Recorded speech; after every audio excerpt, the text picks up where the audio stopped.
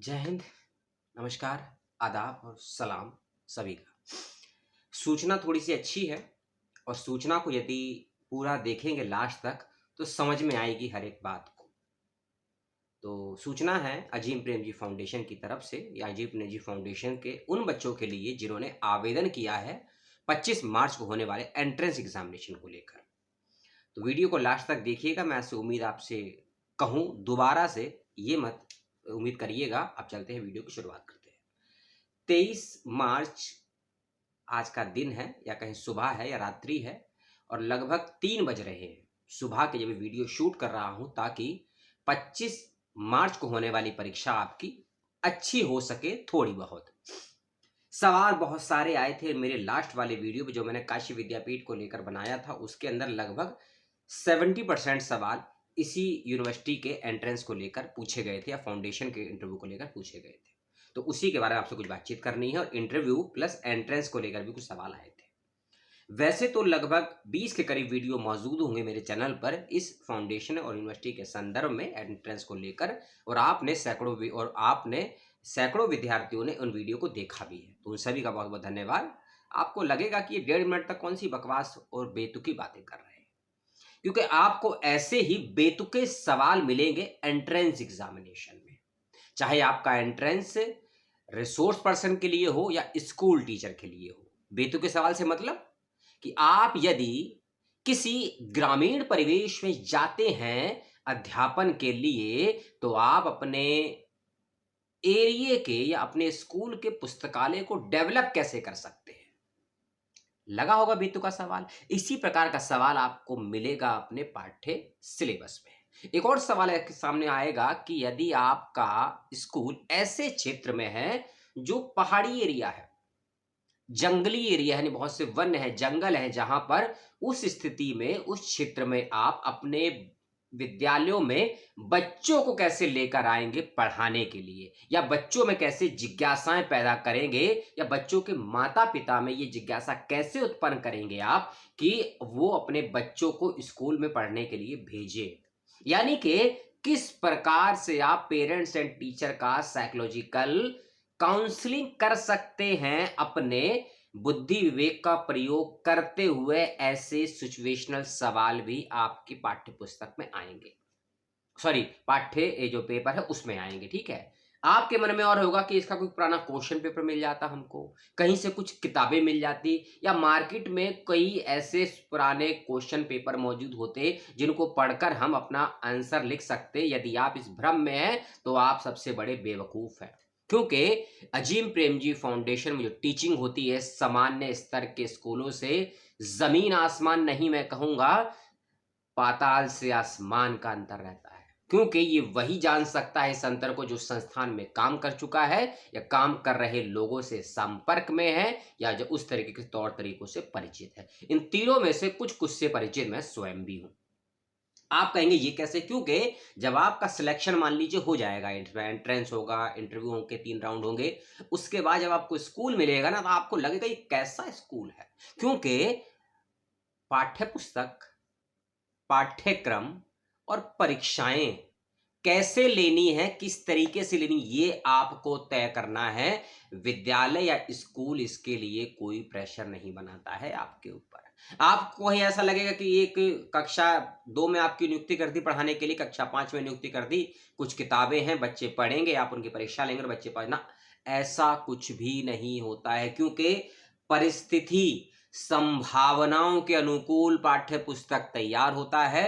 और इन 2 शब्दों को दिमाग में बैठा लीजिए कि परिस्थिति और संभावनाओं से संबंधित सवाल ही आपके परीक्षाओं में पूछे जाएंगे। स्कूल टीचर हो, रिसोर्स पर्सन का लेवल थोड़ा हाई होता है। किस लेवल तक हाई होता है इसी वीडियो में आपको आगे मालूम चल जाएगा। जहां मैं इस समय हूं, मालूम है आप सभी को, मैं दिल्ली में हूं और दिल्ली में गर्मी से ज्यादा पॉल्यूशन और उससे भी ज्यादा मच्छरों का प्रकोप ज्यादा है। और इन्हीं विकट या विपरीत परिस्थिति में जाने पर एक विद्यालय में एक शिक्षक अपने मानसिक तनाव को किस प्रकार शांत रख सकता है और बच्चों के मानसिक तनाव को दूर करने के प्रयास कर सकता है, ऐसे क्लिनिकल साइकोलॉजी से संबंधित सवाल भी आपके प्रश्न पत्र में पूछे जाएंगे या जा सकते हैं, खासकर जो बच्चे रिसोर्स पर्सन का एंट्रेंस या एग्जाम देने वाले हैं। इस बात का ख्याल रखिएगा, ठीक है।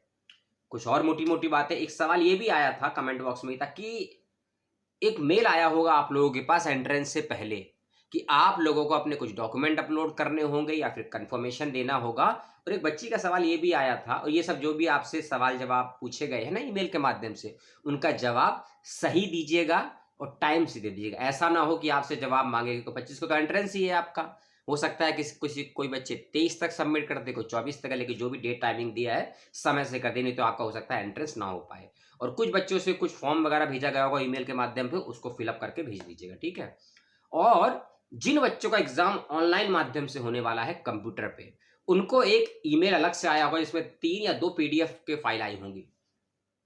उस फाइल में क्या होगा, उस फाइल में होगा कि आपकी विंडो की सेटिंग होगी कि आपको क्योंकि अपना पेपर ऑनलाइन देना है, कंप्यूटर या लैपटॉप पर देना है, तो आपके कंप्यूटर लैपटॉप में इन सेटिंग्स को आपको एक्टिव या ऑन करना होगा और कुछ सॉफ्टवेयर आपको अपलोड करने होंगे, उनको इंस्टॉल करेंगे, अपलोड करना होगा और उसको एक्टिव मोड में लाना होगा। उसकी पूरी सेटिंग दी गई होगी, इसको देख लीजिएगा। और इस विंडो की सेटिंग को लेकर भी मैंने एक वीडियो बनाया था, लिंक आपको मिल जाएगा डिस्क्रिप्शन बॉक्स में, मैं आपको दे दूंगा, ठीक है। उसको आप देख लीजिएगा कि कैसी सेटिंग आती है, ठीक है ना। उसको करना मैंडेटरी है। और हाँ, जिनका भी पेपर ऑनलाइन माध्यम से, तो याद रखिएगा आप केवल लैपटॉप या कंप्यूटर का ही यूज कर सकते हैं। एंड्रॉयड फोन का, स्मार्टफोन का या लिनक्स का यूज नहीं कर सकते हैं। केवल और केवल लैपटॉप और कंप्यूटर का यूज करेंगे। आपके लैपटॉप या कंप्यूटर में चाहे विंडो 7 है, चाहे विंडो 10 है, विंडो एक्सपी है, कोई दिक्कत नहीं है, तीनों जगह। हाँ, विंडो एक्सपी नहीं, विंडो 7, विंडो 8, विंडो 10 कुछ भी हो, वर्क करने वाला होगा तो आप अपना पेपर दे सकते हैं। फिर एक सवाल और आया कि पेपर में सवाल क्या शॉर्ट आंसर टाइप होंगे या लॉन्ग आंसर टाइप होंगे या एमसीक्यू टाइप होंगे। आपकी परीक्षाओं में सवाल तीनों प्रकार से आएंगे। कुछ सवाल एमसीक्यू होंगे, कुछ सवाल शॉर्ट आंसर यानी कि 20 से 50 वर्ड्स के बीच में होंगे, और कुछ सवाल 300 to 500 के बीच में आपको लिखने होंगे, यानी कि टाइप करना होगा। तो इसी टाइप करने को लेकर एक सवाल आया था कि सर हमको तो हिंदी टाइपिंग नहीं आती है। कईयों ने कहा कि हमको इंग्लिश टाइपिंग नहीं आती। आपकी जो भी भाषा है, क्योंकि जब आपने फॉर्म भरा होगा, आपसे पूछा गया होगा कि आप किस माध्यम से पेपर देना चाहते हैं, आपने लैंग्वेज चूज करी होगी।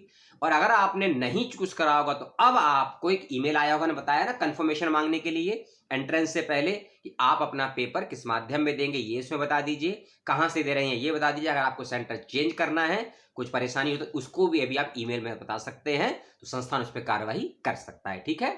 रही बात टाइपिंग करने की, जो मैंने आपको बताया अभी 1 मिनट पहले कि विंडो सेटिंग वाला, उस विंडो सेटिंग में लगभग सभी लैंग्वेजेस के ऑप्शन दिए गए होते हैं। यदि आपके सिस्टम में वह है फॉन्ट मौजूद है, मान लीजिए आपने विंडो तो इंस्टॉल कर ली लेकिन सिस्टम में फॉन्ट मौजूद नहीं है, तो अगर सिस्टम में फॉन्ट नहीं है, फॉन्ट को पहले ऑनलाइन डाउनलोड कीजिए, उसको सिस्टम में इंस्टॉल कीजिए, उसके बाद ही अपना पेपर आप दे सकते हैं। और एक चीज और कि अपने ही कीबोर्ड से आप रोमन इंग्लिश में लिखकर जवाब देना चाहें तो दे सकते हैं। जवाब सबमिट भी होगा, स्वीकार भी होगा, मान्य भी होगा। इसका ध्यान, कि कई बच्चों को हो सकता है हिंदी टाइपिंग में दिक्कत हो, हिंदी टाइपिंग ना आए। तो जैसे कि मेरा नाम है दशकंठी, आपको हिंदी में टाइप करना है तो इंग्लिश में लिख दीजिए DASHKINTHI, दशकंठी हो गया, ये वैलिड होगा, ठीक होगा।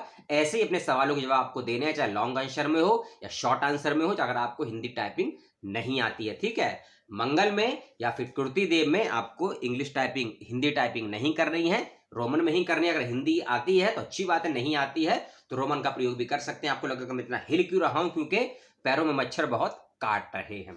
कुछ आते हैं पुनः आपके सिलेबस पे, पाठ्यक्रम पे, आपको लगभग क्या क्या पढ़ लेना चाहिए, ठीक है। और कुछ सवाल जवाब मैं देख रहा था, कुछ बच्चे पूछ रहे थे कि जिनका एग्जाम हो चुका है उनके कैसे कैसे सवाल पूछे गए। देखिए, आपसे पहले जिनका पेपर हुआ है तो ये जरूरी नहीं है कि उनके पूछे गए सवाल आपसे भी पूछे जाए, लेकिन हाँ, ये संभावनाएं जरूर है कि उनसे मिलते जुलते कुछ कुछ सवाल आपसे पूछे जा सकते हैं, ठीक है। अब आते हैं सिलेबस के ऊपर थोड़ा सा। आपका एक चीज ध्यान से रखिएगा दिमाग में, पेडागोजी यानी कि पढ़ाने की शिक्षण विधियों को बोलते हैं पेडागोजी। जो भी आपका सब्जेक्ट है, चाहे आपने लैंग्वेज से भरा है, आपकी चाहे लैंग्वेज है, सोशल साइंस है, ह्यूमैनिटी है, साइंस है, जो भी आपकी पढ़ाने की शिक्षण विधि है, उसके पढ़ने पढ़ाने के क्या क्या टूल्स एंड टेक्निक्स होते हैं उसको दिमाग में रखिएगा। ये दिमाग में नहीं है, इसके लिए कहां से पढ़ें, समय तो बेहद कम है लेकिन मैं तो रिसोर्स बता ही देता हूं। इसके लिए एनसीएफ 2005, एनसीएफ 2009 या 10 होगा, इसको देख लीजिए। इसमें शॉर्ट में भूमिका दी है कि पेडागोजी को पढ़ाने के लिए किन किन टूल्स या टेक्निक का उपयोग हम कर सकते हैं। ठीक है, राष्ट्रीय पाठ्यचर्या या राष्ट्रीय पाठ्यक्रम ऐसे चाहे कुछ बोलते हैं उसको। ठीक है, इसको देख लीजिए। और ये आपको कहां मिलेगा, ये आपको एनसीईआरटी की वेबसाइट पर मिल जाएगा। ये लगभग 22 भाषाओं में वेबसाइट पर मौजूद है, क्योंकि संविधान में 22 भाषाओं को मान्यता, तो सभी भाषाओं में ये मौजूद है। इसको आप देख लीजिए।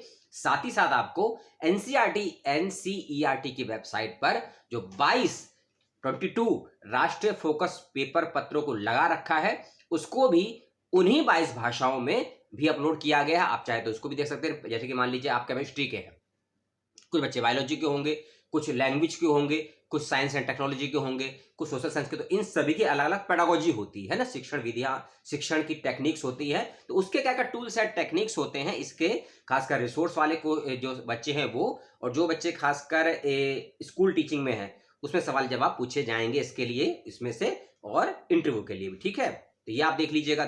अगली चीज आपको देखनी है साइकोलॉजी, और साइकोलॉजी में भी आपको देखनी है चाइल्ड साइकोलॉजी। आप कहेंगे इसके लिए हम क्या पढ़ सकते हैं, इसके लिए आप 9th 10th 11th 12th 9th 10th 11th 12th के एनसीईआरटी के साइकोलॉजी को लेकर आप चैप्टर को देख सकते हैं, और उसमें अपने सवालों के जवाब आपको मिल जाएंगे। और अगले वीडियो में हम बात करेंगे इसके दूसरे भाग की। तब तक के लिए धन्यवाद।